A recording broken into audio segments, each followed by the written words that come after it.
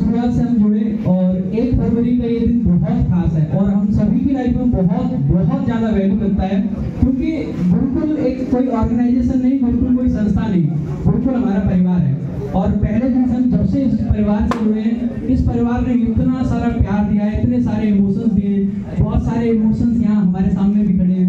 हमारा पहले बैच की जब भी बात होती है वो 42 स्टूडेंट सबको याद आते हैं और उनमें से मतलब एक ऐसा बैच था, शायद मुझे लगता है शायद एक बच्चा बचा है जिसका सिलेक्शन नहीं हुआ, जिसने टाइम से छोड़ दिया, क्विट कर दिया। बाकी जितने लोग थे हर एक का सिलेक्शन हुआ, एक भी बच्चा ऐसा नहीं रहा जिसका सिलेक्शन नहीं हुआ। मुझे एक छोटी सी जिम्मेदारी सर ने सौंपी। मैं जिस टाइम पर गुरुकुल आया, मैं आप ही की तरह एक छोटा बच्चा ही था। एक्चुअली मैं टीचिंग का कोई एक्सपीरियंस नहीं था और आप में से भी काफी कई सारे थे, उससे भी छोटा था, अभी भी छोटा ही लगता हूँ मैं वैसे। 2017 सीजन मेरा पहला टाइम था, सीनियर सीपीओ सारे एग्जाम, और मैंने फॉर्चुनेटली पहले अटेम्प्ट में सारे क्लियर किए। और थोड़ी सी सिचुएशंस वैसी थी कि कुछ काम की जरूरत थी। सर ने बुलाया और थोड़ा सा बस बात है कि मुझसे इंग्लिश के बारे में कुछ पूछा नहीं और कहा कि चलो आज से ना आप डाउट्स लोगे, और डाउट्स लेने के लिए उन्होंने बुला लिया। ऐसे ही सामने लोग बैठे हुए थे, इतने नहीं थे हाँ, लेकिन जो 40-42 थे लगभग सभी थे, और मैं नीचे चेयर पे बैठा हुआ था। सर ने कहा कि अब ना आगे आपको कैसे कैसे इंग्लिश के डाउट्स लिए जाएंगे, क्या होगा, ये सारी चीजें प्रशांत सर बताएंगे। और काफी कोशिश करी मैंने कि मैं स्टेज पे आ जाऊं, जैसे आप लोग आज आए, काफी सारे स्टूडेंट्स बोल पाए, किसी ने शायरी बोली, किसी ने डांस किया, बट उस टाइम पे मेरी हिम्मत नहीं हुई और मैंने उस दिन स्टेज पे मैं आया ही नहीं। मैंने कहा सर मैं कभी किसी और दिन आऊंगा फिर बोलूंगा। फिर धीरे धीरे डाउट्स लेने लगा और जैसे जैसे बच्चों से पूछते गए, फिर कुछ बच्चों को लगा कि नहीं आपको तो बैच भी लेना चाहिए, तो वहां से टीचिंग की शुरुआत करी। बहुत ज्यादा अपनी जर्नी में नहीं जाऊंगा और बहुत ज्यादा मोटिवेशन में भी नहीं जाऊंगा, बस 2-4 चीजें आपके लिए जो मैंने अब तक नोटिस करी, मैं स्टार्टिंग से जुड़ा रहा हूँ तो मैंने कुछ चीजें नोटिस करी, खास करके इंग्लिश को लेकर बच्चों का पर्सपेक्टिव बड़ा खराब रहता है। बहुत सारे स्टूडेंट्स को ये लगता है कि जीवन में सबसे आसान काम है इंग्लिश को छोड़ के बाकी के सारे एग्जाम्स की तैयारी कर लो। देखिएगा भाई, हमेशा आपके लिए जरूरी क्या है, आप अपनी प्रायोरिटीज सेट करें। सबसे पहले कभी भी किसी भी चीज को इसलिए नहीं छोड़ देना चाहिए कि कोई भी चीज मुश्किल है। यार मुश्किल कुछ होता ही नहीं।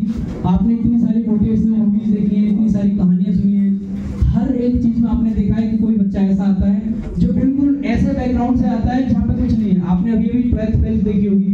12th फेल में अगर एक बंदा इस तरीके के माहौल से निकल के जहाँ पे नकल होती है, आप ये मत समझना वो मूवी है। हो सकता है आप में से बहुत सारे लोग ऐसे बैकग्राउंड से हो जहाँ पे ये चीजें नहीं होती हैं, लेकिन मैं खुद वैसे बैकग्राउंड से हूँ जहाँ पे ये चीजें सब कुछ होती हैं।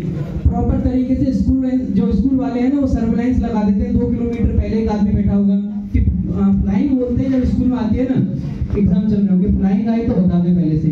वैसे स्कूल से पढ़ के अगर कोई यूपीएससी क्लियर कर सकता है तो यार एसएससी का पेपर बहुत मुश्किल नहीं है। जस्ट ये है उसकी नौकरी बहुत बड़ी है। जितनी भी आपकी पोस्ट है, इंस्पेक्टर की जब 3 स्टार लगते हैं ना वही कंधे पे, वो वर्दी मैंने भी फील करी है। उस वर्दी का फील अलग होता है। वो वर्दी, ये कपड़े वपड़े कितने भी महंगे पहन लेना, कुछ भी कर लेना, लेकिन जो खाकी का रंग है ना भाई, उसको कोई रिप्लेस कर ही नहीं सकता है, कोई भी चीज नहीं कर सकती है।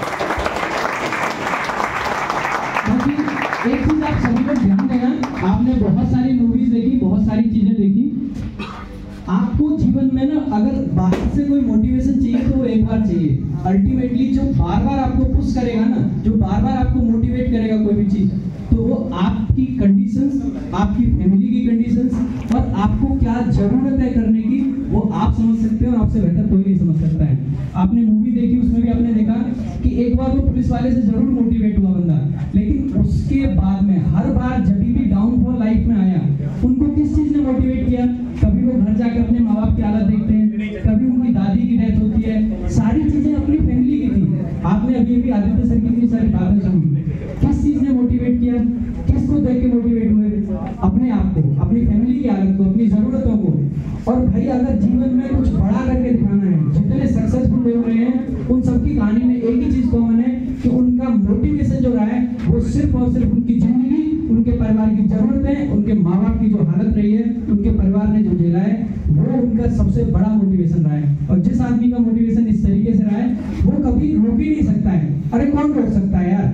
आप लोगों के अंदर जो ये हमारी एज है ना, 16 साल से लेकर लगभग 27 साल तक की, ये जो 11 साल है ये गोल्डन ईयर्स कहे जाते हैं। और इस टाइम पे आप अगर जीरो हो आज, कोई भी सब्जेक्ट उठा लीजिए, कोई भी फील्ड उठा लीजिए, कुछ भी कर लीजिए, अगर आप मेहनत करने का जज्बा रखते हैं, ज्यादा दिन नहीं चाहिए होते हैं, 1-1.5 साल ढंग से एकदम लग के सब कुछ भुला के सब कुछ छोड़ के लग जाइए।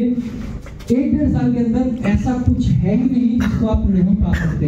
हर एक चीज कर सकते हैं, बस करने का जज्बा होना चाहिए। तो आप सभी के अंदर है वो जज्बा? करके दिखाओगे? जोश तो इतना कम है, कैसे करके दिखाओगे? जोश होना चाहिए, जज्बा होना चाहिए, एकदम अंदर से ना आग लगी होनी चाहिए। जहां भी जाओ एकदम अपने काम की चीजें देखें, अपना मोटिवेशन देखें। तो करके दिखाओगे? पक्का? तो अगली बार जब भी आएंगे तो आप में से बहुत सारे नहीं, सारे के सारे लोग वर्दी में, यानी कि वर्दी पहन के नहीं, लेकिन ज्वाइनिंग लेटर हाथ में लेके और ऐसे ही मिलोगे। चलो भाई, आज मैं बस इतना ही रखूंगा, बाकी थैंक यू सो मच। आपको